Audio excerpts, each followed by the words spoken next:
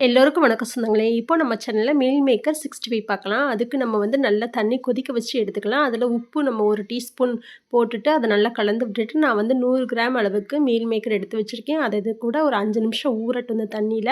அதுக்கப்புறம் நம்ம மீல் மேக்கர நல்லா தண்ணி இல்லாம பிழிஞ்சு எடுத்து வச்சுக்கலாம். பார்த்தீங்கன்னா தெரியும், இந்த அளவுக்கு எடுத்து வச்சுக்கோங்க. அதுக்கப்புறம் இதில வந்து 1 டீஸ்பூன் அளவுக்கு இஞ்சி பூண்டு, அதுக்கப்புறம் 1 டீஸ்பூன் அளவுக்கு கார்ன்ஃப்ளவர், அதுக்கப்புறம் 1/2 டீஸ்பூன் அளவுக்கு மல்லித்தூள், மிளகாத்தூள் 1/2 டீஸ்பூனுக்கு கம்மியா நான் சேர்த்துருக்கேன். அதுக்கப்புறம் உப்பு சேர்த்துக்கோங்க. தயிர் வந்து 2 டீஸ்பூன் அளவுக்கு சேர்த்துக்கோங்க. கலருக்காக நான் காஷ்மீர் ரெட் சில்லி இது கூட ஆட் பண்ணியிருக்கேன்.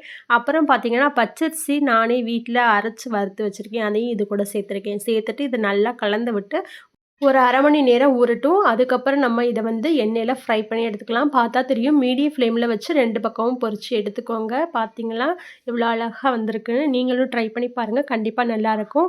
நல்லா இருந்ததுன்னா சேனலுக்கு சப்ஸ்கிரைப் பண்ணுங்க.